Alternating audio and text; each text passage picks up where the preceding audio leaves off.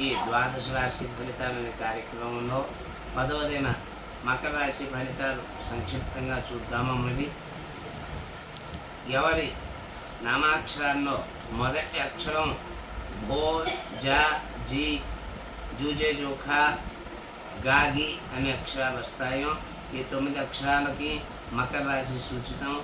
వీరి ఆదాయం 8, వ్యయం 14, రాజభూజం 4, అవమానం 5. ఈ రాశి వారికి శత్రుబాధలు, రుణ బాధలు ఎక్కువగా ఉండును.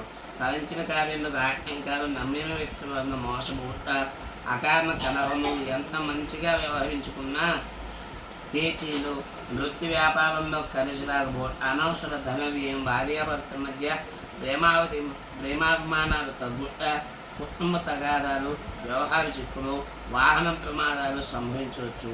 విద్యార్థులు ఎంతో కష్టపడితే కానీ ర్యాంకులు రావు.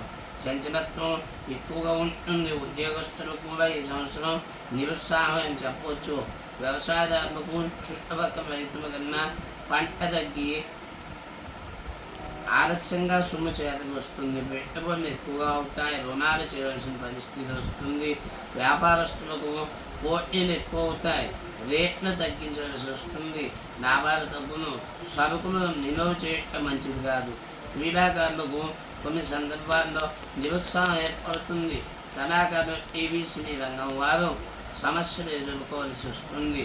మొత్తం మీద ఈ రాశి వారు గురుకేతువులకు జపాలు, రాహునకు మినుగును దానం చేయుట, దుర్గాదేవి ఆరాధన మరియు శివదత్తాత్రేయ, సాయినాథ, రాఘవేంద్రాది దేవతల్ని దర్శించుకుంట మంచి హితావహము.